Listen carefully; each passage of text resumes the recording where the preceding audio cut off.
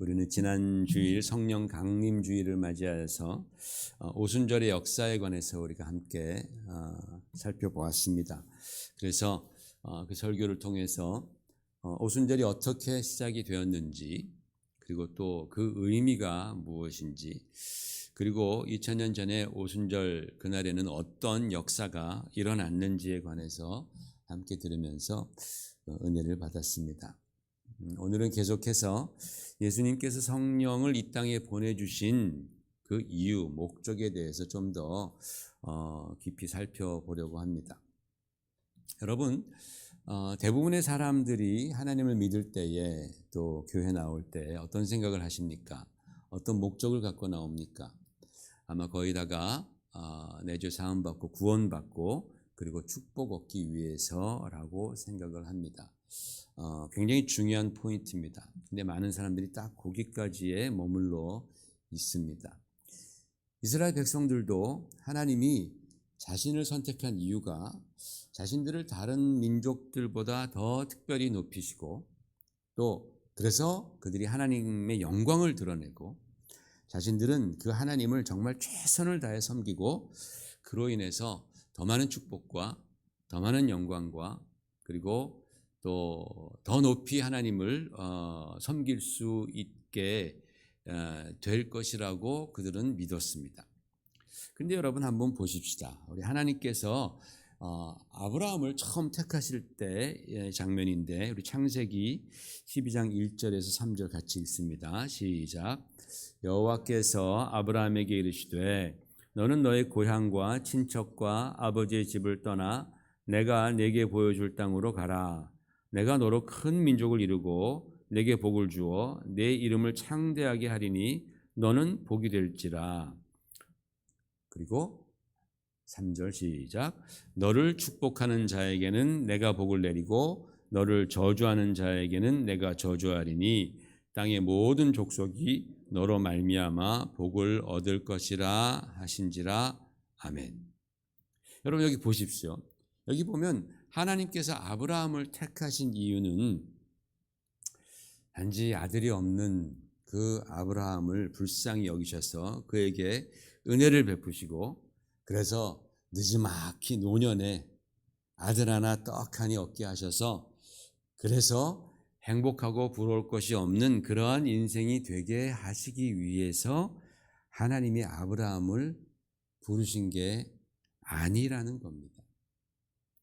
하나님께서는 처음부터 아브라함을 통해서 3절에 뭐라 그랬어요? 이 땅의 모든 족속이 복을 받게 하려는 것이 하나님의 아브라함을 부르신 목적입니다. 맞습니까, 여러분? 그렇잖아요, 그렇죠? 나중에 아브라함이 이삭을 바치려고 했습니다. 정말 믿음의 큰 결단으로 하나님의 명령에 순종하려고 했을 때 하나님은 또 그 아브라함을 막으시면서 이렇게 또 말씀하셨습니다. 창세기 22장 18절 시작. 또 내 씨로 말미암아 천하 만민이 복을 받으리니 이는 내가 나의 말을 준행하였음이니라 그랬어요. 야, 너 정말 큰 믿음을 보이는구나. 그래, 내가 너 축복해주고 네 후손 축복해주고 끝. 이게 아니고 너 정말 놀라운 믿음을 가졌구나. 내 씨로 말미암아 천하 만민이 복을 받으리니 그랬어요. 천하 만민이 복을 받으리라 라는 거예요. 나중에 이삭에게도 이렇게 말씀합니다. 내 자손으로 말미암아 천하 만민이 복을 받으리라. 야곱에게도 같이 읽어볼까요? 시작. 땅의 모든 족속이 너와 내 자손으로 말미암아 복을 받으리라 라고 하나님 말씀하시는 거예요. 여러분, 우리 하나님께서는 단 한 번도 그들만을 위해서 그들을 선택하시고 그들을 축복하시지 않으셨다라는 겁니다. 항상 하나님의 그 선택과 축복 안에는 이 땅의 모든 족속과 천하 만민이 항상 있었다라는 것을 성경은 우리들에게 가르쳐주고 있습니다. 그렇기 때문에 여러분, 하나님께서 이스라엘을 택하신 이유는 온 나라와 온 민족이 축복받기 위함이었습니다. 절대로 그 이스라엘 민족, 유대 민족 하나만을 축복하시거나 또 하나님 마음에 그들이 정말 하나님 마음에 쏙 들게 하나님만 섬기는 그런 소수의 정예 부대 같은 민족을 만들기 위함이 아니셨다라는 것이 우리는 성경을 통해서 너무나 쉽게 알 수 있는 것입니다. 그래서 사도 바울도 갈라디아서에서 이렇게 말씀하고 있죠. 갈라디아서 3장 14절 시작. 이는 그리스도 예수 안에서 아브라함의 복이 이방인에게 미치게 하고, 하나님께서 아브라함에게 약속하셨던 바로 그 복이, 아브라함을 선택하면서 아브라함에게 주셨던 그 모든 축복이 바로 그리스도 안에서 이방인들에게 다 퍼지게 하려는 것이 하나님의 목적이셨다라는 겁니다. 그런데 유대인들은 그 하나님의 자신들을 향한 선택을 그들이 오해한 겁니다. 하나님이 자기들만 사랑하신다고 생각하는 거예요. 자기들만 사랑하시고 자기들만 축복해 주신다고, 그렇기 위해서 선택하셨다고 유대인들은 오해한 겁니다. 그러니까 그 선민의식으로 그들은 더욱더 똘똘 뭉치는 거예요. 똘똘 뭉치면서 그 율법을 가지고서 자기들의 정체성을 더욱더 강화시켜 나갔죠. 그러다 보니까 다른 민족, 이웃 이방인들을 아예 상종도 하면 안 되는 그런 부류로 그렇게 취급해 버린 것입니다. 하나님의 거룩하심과 하나님의 전 인류를 사랑하시는 그 사랑을 닮아서 다른 민족에게도 자기들이 먼저 받았던 그 하나님의 축복을 전하는 민족이 됐었어야 했는데 그들은 그 목표를 잃어버린 겁니다. 그렇게 그들은 수백 년 그 이상을 살아갑니다. 그러니까 하나님 마음이 얼마나 정말 안타까우셨겠어요. 얼마나 아프셨겠어요. 그렇죠? 그러다가 예수님이 오셔서 그들이 자랑하던 율법주의를 꾸짖으시죠. 그리고 그 성경의 본질, 바로 그 하나님의 말씀의 본질, 율법의 본질이었던 하나님 사랑과 이웃 사랑. 그 이웃이 누구냐? 유대인들은, 근데 우리 유대인들이 이웃이다. 주님은 아니다. 네 옆에 있는 자가 유대인이라. 그 선한 사마리아인의 비유를 통해서 네 옆에 있는 사람이 지금 유대인이다. 이방인도 네 옆에 있으면 다 유대인이다. 너의 이웃이다. 그 이웃 사랑을 주님께서 가르쳐 주시면서 자기들만의 유대교에 빠져 있던 그 사람들을 이제 예수 그리스도 중심의 이제 기독교 교인, 크리스찬으로 만든 것이죠. 유대교에서 이제 기독교, 크리스찬이티가 출발하게 된 겁니다. 이때 성경은 성령의 역사가 강력하게 임하셨다라고 증거하고 있습니다. 유대교에서 정말 주님이 원하시는, 정말 하나님께서 원하시는 바로 그러한 기독교가 시작될 때에 강력한 성령의 역사가 임했다라고 우리가 지난주에 사도행전 2장을 통해서 보았습니다. 그렇게 예수 그리스도의 교회는 성령께서 오심으로 시작된 겁니다. 자, 그러면 이 기독교 교회와 유대교 시나고그라고 하잖아요. 시나고그. 그 유대교 시나고그와 다른 점이 있다면 무엇일까요? 그것은 바로 확장성이 있다라는 거예요. 확장성. 시나고그는 유대인들만을 위한 기관입니다. 그래서 그들은 자기들끼리 똘똘 뭉쳐서 어디에 있든지 히브리어로 토라를 공부하고 유일신 하나님을 섬기고 그리고 약속하신 메시아를 그들은 기다립니다. 지금도 그렇습니다. 똑같습니다. 변함이 없습니다. 그런데 유대 시나고그가 하나님께서 주신 그 본래의 목적을 이루지 못하자, 그들이 정말 그 축복을, 하나님의 축복을 다른 이방 세계로 그렇게 흘러보내는 것을 하지 못하는 거예요. 그러자 하나님께서 교회를 세우시는 거예요. 교회. 여러분, 교회는 전 인류를 위한 기관입니다. 시나고그는 유대인들을 위한 기관이라면 교회는 전 인류를 위한 그런 모임입니다. 그래서 초대교회는 비록 시작은 유대인들로부터 시작됐지만은 얼마 안 가서 이방인들로 가득 찹니다. 전 세계의 모든 민족, 모든 언어로 가득 차는 게 바로 교회입니다. 놀랍지 않습니까? 그 확장성이. 여러분, 성경은 교회가 주님의 몸이라고 말씀하실 정도로 교회는 하나님의 마음과 하나님의 정신, 하나님의 뜻으로 충만한 곳이 그게 바로 예수 그리스도의 교회입니다. 그렇다면 여러분, 하나님의 뜻이 과연 무엇일까요? 교회가 하나님의 뜻으로 충만했다면 그러면 그 하나님의 뜻은 뭐예요? 바로 온 민족과 온 나라가 차별 없이 하나님의 축복을 받는 것. 할렐루야. 그래서 우리도 축복받는 거 아니겠어요? 그죠? 우리 유대인도 아니고 저 아시아 끝에 붙어 있는 그 작은 나라에서 온 우리 민족들도 하나님께서 차별 없이 축복해 주시는 거예요. 그게 하나님의 뜻입니다. 그래서 교회의 사명은 온 민족에게 복음을 전하는 거예요. 온 민족에게. 그게 바로 진정한 교회입니다. 우리끼리만 으쌰으쌰하고 우리끼리만 복받고 우리끼리만 좋아하는 것이 그게 교회가 아니다라는 거예요. 그렇다면 교회나 시나고그나 뭐 별반 차이가 없겠죠. 여러분, 오늘 본문 보니까 제자들이 주님께 묻습니다. 주님, 언제 이스라엘이 회복됩니까? 주님이 이제 부활까지 하셨는데, 죽음을 이기셨는데 언제 이제 이스라엘이 회복됩니까? 언제 우리는 외세로부터 독립을 하고, 언제 우리는 이 지긋지긋한 가난에서 좀 탈피하고, 언제 우리는 다른 이방인들 보란 듯이 좀 폼나게 떵떵거리면서 살 수 있습니까? 우리 지금까지 너무 많이 힘들었습니다. 제자들이 이렇게 질문했습니다. 여러분, 제자들의 마음속에 있는 이 질문이 또한 우리의 많은 기독교인들의 질문이기도 합니다. 주여, 저는 언제나 이 힘든 상황에서 벗어나겠습니까? 언제나 나는 승진하겠습니까? 언제나 우리의 사업은 번창합니까? 언제나 나의 가정은 화평해집니까? 언제나 우리는 정말 떵떵거리면서 살면서 하나님께 그 모습으로 영광을 돌릴 수 있겠습니까? 여러분, 이것이 오늘날 우리 많은 기독교인들의 기도 제목이요, 또 간절한 소망입니다. 그런데 여러분, 우리는 그때 그 주님의 제자들과 비교해서 우리는 훨씬 자유롭고, 그렇죠? 훨씬 잘 살고, 또 훨씬 평화롭고, 또 훨씬 미래가 보장되어 있는 그러한 상황 속에 있다는 것을 우리는 아무도 부인할 수 없습니다. 그들보다 정말 훨씬 우리는 잘 살고 있습니다. 그런데 주님께서 그때 우리보다 훨씬 열악한 상황에 있던 제자들에게 말씀하시는 겁니다.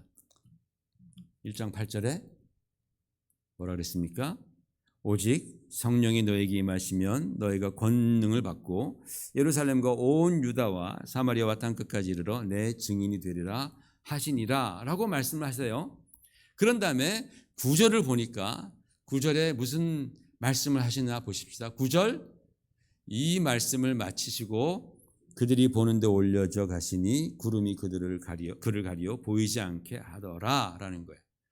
자, 잘 생각해 보세요. 제자들이 주님의 나라를 회복할 때가 언제입니까? 우리가 언제쯤 좀 이 가난에서, 우리가 언제쯤 이 고통에서 벗어나겠습니까? 라고 여쭈었더니 주님께서 너희가 성령 받으면 땅끝까지 이르러 내 증인 되라.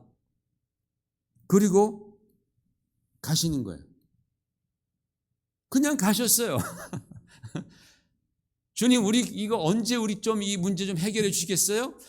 너희가 성령 받을 테니까 너희가 내 증인 돼. 그리고 그냥 가시는 거예요. 다른 말씀 없이. 하늘을 쳐다보면서 제자들은 아마 주님 그거 다예요? 주님 정말 그게 다예요? 레알? 라고 물어보는 거죠. 주님 혹시 잊으신 물건이나 잊으신 말씀 없으세요? 그거 있으면 좀 와서 다시 좀 해주세요. 진짜 그 말씀이 답니까? 그게 다였어요. 8절 다음에 9절이잖아요. 아무 말씀 없었어요. 그냥 그 말씀 마치시고 그냥 가신 거예요. 그냥 제자들의 마음은 아랑곳하지 않고 그 간절한 소망, 그 기대, 그거 아랑곳하지 않고 너희 성령 받고 권능 받은 다음에 온 세상에 증인된 삶을 살아라. 그게 다예요. 여러분, 그런데 제자들은요, 이 말씀이 사실 절대로 이해도 잘 안 가고 용납도 안 되는 그런 말씀이었을 겁니다. 아니, 지금 내 코가 석자인데 뭔 복음 전도, 뭔 선교, 내가 이렇게 힘들고 고통스러운데 뭐 주님께서는 지금 거기에 대한 대답은 안 해주시고 엉뚱하게 그냥 성령 받고 복음 증거하라고 그렇게 말씀하시고 그냥 가버리시니까 이게 얼마나 속상한 일입니까? 황당한 일일 겁니다. 그런데 여러분, 성령께서 임하셨을 때에 그들의 마음 가운데 변화가 생겼다라는 거예요. 변화가. 그들의 세계관이 완전히 뒤바뀌었다라는 겁니다. 나 중심에서 복음 중심으로 변하고 시나고그 중심에서 교회 중심으로 유대인만에서 온 세상으로 그렇게 그들의 세계관이 변했던 거예요. 성령이 임하시니까 변한 겁니다. 그래서 그들은 하나님의 그 은혜와 구원의 말씀을 내 안에만 꽁꽁 싸매 두지 않고 그것을 다른 사람들에게 전하기 위해서 밖으로 막 뛰쳐나가는 겁니다. 이게 성령의 역사인 거예요. 이게 성령의 역사. 성령께서 임하셨을 때 가장 첫 번째 역사가 바로 그거였다라는 거예요. 그리고 이것이 바로 성령께서 교회를 세우신 목적입니다. 위대한 목적이다라는 거예요. 그래야지 하나님께서 아브라함과 이삭과 야곱에게 약속하신 바로 내 씨로 말미암아, 거기서 씨는 누구예요? 그리스도예요. 그리스도. 단수입니다. 그 씨가. 언어로 보면 내 씨로 말미암아, 즉 그리스도 안에서 온 나라와 온 민족의 축복받는 것이 성취되기 때문에 그런 거예요. 성령이 오셔서 그렇게 교회를 세우시고 또 그 예수 믿는 자들의 성령 충만한 자들의 세계관을 바꿔놓으시니까, 그러니까 하나님께서 아브라함에게 하셨던 그 약속이 이제 막 성취되기 시작하는 거예요. 교회가 막 퍼져나가면서. 여러분, 제가 제 말씀을 좀 드리겠습니다. 제가 그동안 목회를 돌이켜 보면서 정말 제가 후회하는 큰 실수가 하나 있습니다. 그것은 저와 우리 교회가 선교에 적극적으로 동참하지 않았던 것입니다. 제가 돌이켜 보면 너무나 많이 후회가 되는 거예요. 아, 내가 큰 실수를 했구나. 마음으로는 해야지. 마음으로는 해야지. 선교해야지. 또 해야 되는데라고 수없이 제 마음속으로는 되뇌었지만은 다른 한편으로는 지금 우리 성도들 너무 힘든데 애들도 키워야 되고 지금 일하는 그때 30대 40대 막 이럴 때 너무 힘드신데 내가 또 이것까지 또 하면은 얼마나 더 힘들까. 내가 좀 이따 해야지. 이러다가 시간이 흘려버린 거예요. 성도들이 힘들다고 해도 또 교회 사정이 정말 녹록지 않다 하더라도 제가 목회자로서 리더십을 발휘해서 정말 이끌고 갔어야 되는데 그걸 제가 놓친 거예요. 그걸 제가 못한 거예요. 여러분, 복음 전도 또는 선교 이건요, 이런저런 사정 다 따지면 절대 할 수 없습니다. 소위 말해서 정말 선교하기에 좋은 분위기, 좋은 시절은 오지 않아요. 항상 어렵습니다. 항상 힘듭니다. 근데 저는 그런 분위기, 그러한 시절이 오기를 기다리다가 놓친 거예요. 그게 얼마나 후회가 되는지 모릅니다. 지난주 초에 제가 서부 아프리카 선교 모임에 다녀왔습니다.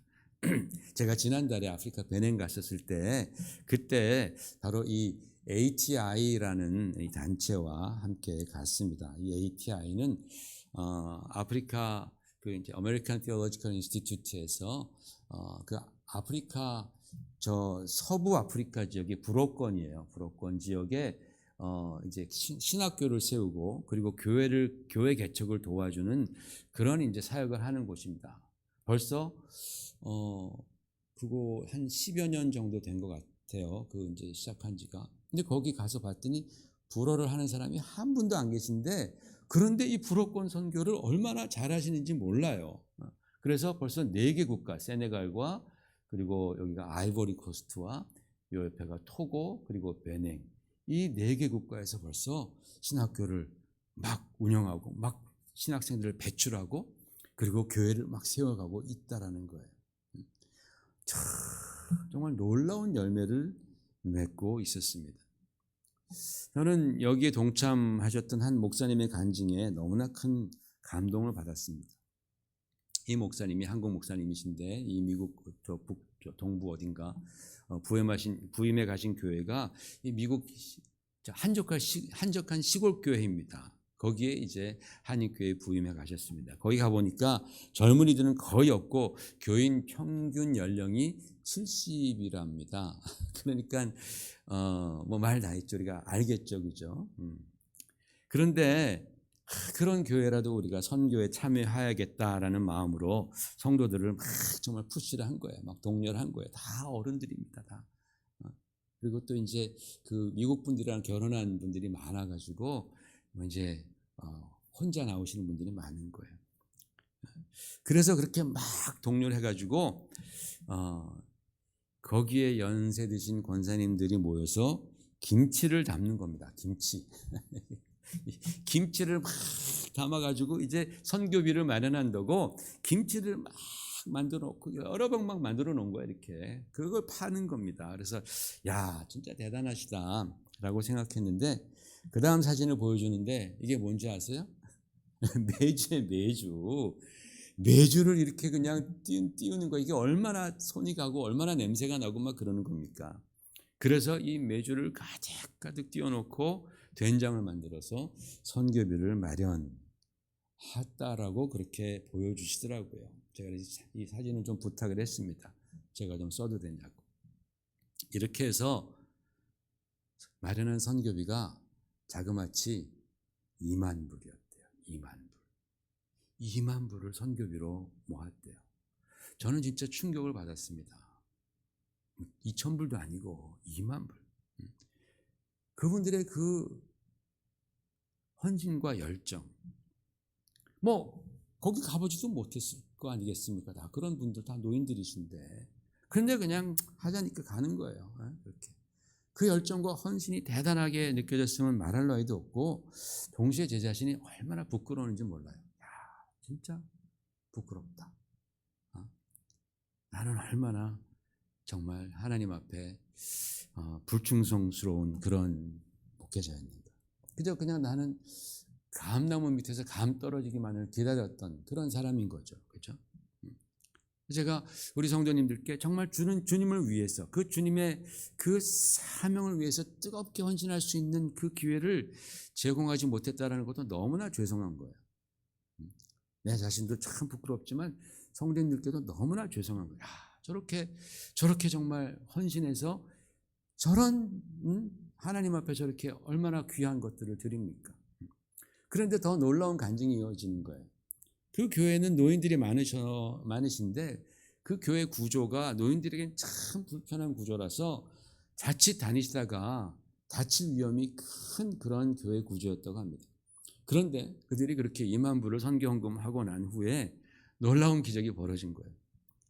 그 마을에 있던 이 교회를 거저받게 됐다라는 거예요. 이 건물의 가격이 200만 불이랍니다. 2만 불을 그렇게 드렸더니 하나님께서 그 교회에게 200만 불을 주시는 거예요. 갚아주시는 거예요. 그래서 지금 그 교회에서 예배를 드리고 있는 거예요. 하나님 100배로 갚아주셨다는 거예요. 그 목사님도 자기가 이렇게 될지 몰랐겠죠. 그 성도님들도 뭐 그걸 바라고 했겠습니까? 그냥 하나님께서 이게 우리들의 하나님의 마음이다라는 것을 알고 그렇게 정말 열심히 헌신했는데 하나님이 그걸 받으시고 100배로 갚아주신 거예요. 그리고 이후에 좀 젊으신 성도님들도 몇 분 더 오셔가지고 그분들과 함께 목사님 포함 5분이 작년에 선교여행을 다녀오신 그런 사진들도 보여주셨습니다. 저는 그 말씀을 들으면서 참 놀랍기도 하고 정말 하나님께서 살아계심에 너무나 감사하고 찬양하며 또 한편으로는 참 부러웠습니다. 교회 건물이 부러운 것이 아니라 우리야 뭐 부러울 게 뭐가 있겠습니까? 그렇죠? 교회 건물이 부러운 것이 아니라 성도들과 함께 주님의 바람인 그 선교를 위해서 같이 헌신하시고 또 그럴 때 하나님께서 살아계심을 같이 경험하고 또 그렇게 선교에 동참할 수 있게 된 것이 정말로 보기가 좋았습니다. 제가 여러분 지난번에 배낭 다녀와서 다음번에는 우리 성도님들과 무조건 같이 간다라고 제가 말씀드렸잖아요. 무조건 같이 간다. 그 진짜 빈말 아니었습니다. 정말 저는 꼭 같이 가고 싶습니다. 여러분 상황이 어렵다면 지금부터 기도하면서 준비하십시오. 주님께 매달리십시오. 하나님, 나도 동참할 수 있도록 도와달라고. 물질이 없으면 물질 달라고 기도하시고, 또 정말 그런 여러 가지 여건이 안 되면 이 여건 정말 하나님께서 인도해 달라고. 어저께 우리 또 룻기에서 말씀했죠. 하나님께서 그 우리의 운명의 거대한 강줄기를 하나님의 그 능력으로 막 틀어주시는 분이 하나님 아니세요, 그죠?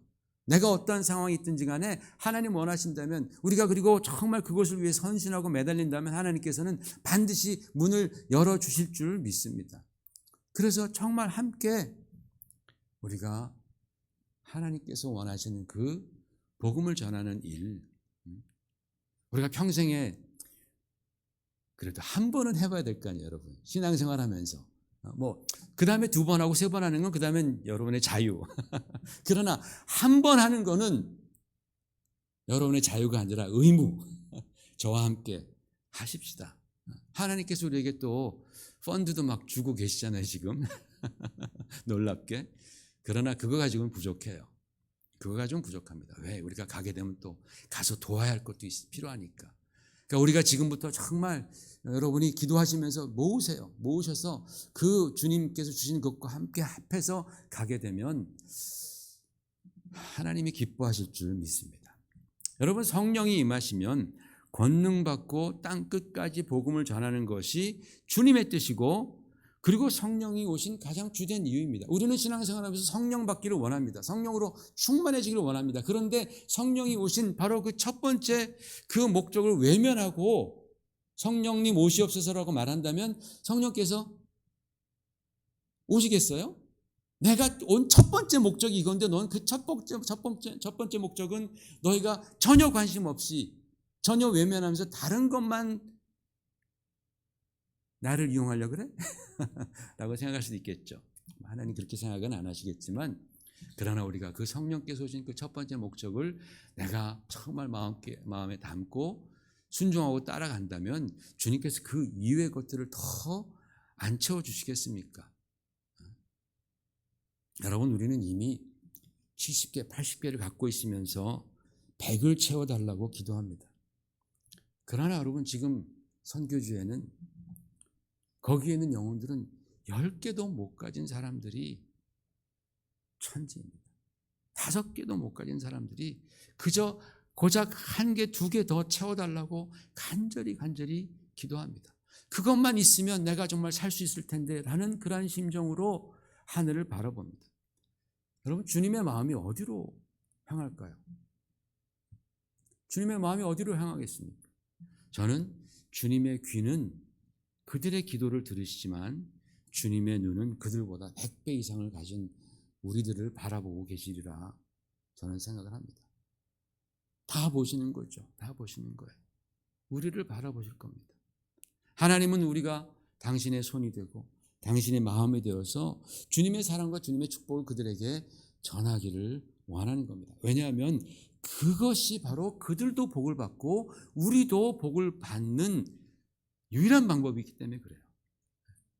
우리의 것을 가지고 우리가 함께 나누면서 주님의 사랑을 나눌 때 그들도 우리를 통해서 하나님의 축복과 사랑을 경험하고, 우리는 바로 하나님께서 우리를 바라보시면서 기뻐하고 우리를 더 사랑하시고 채워주실 것이기 때문입니다.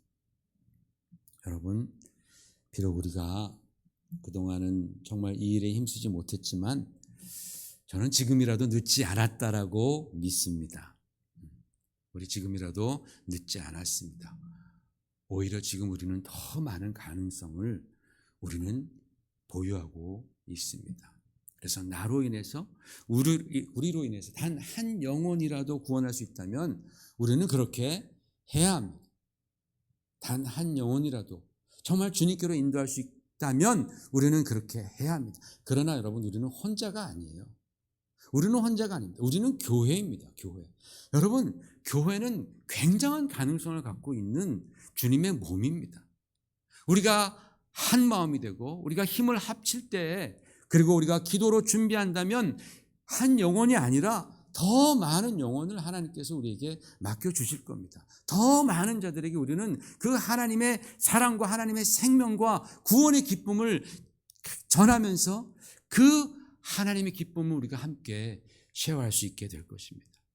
이것이 바로 여러분 주님께서 성령을 통하여서 우리에게 부탁하신 일이고, 이것이 바로 성령 충만한 성도와 교회의 모습입니다.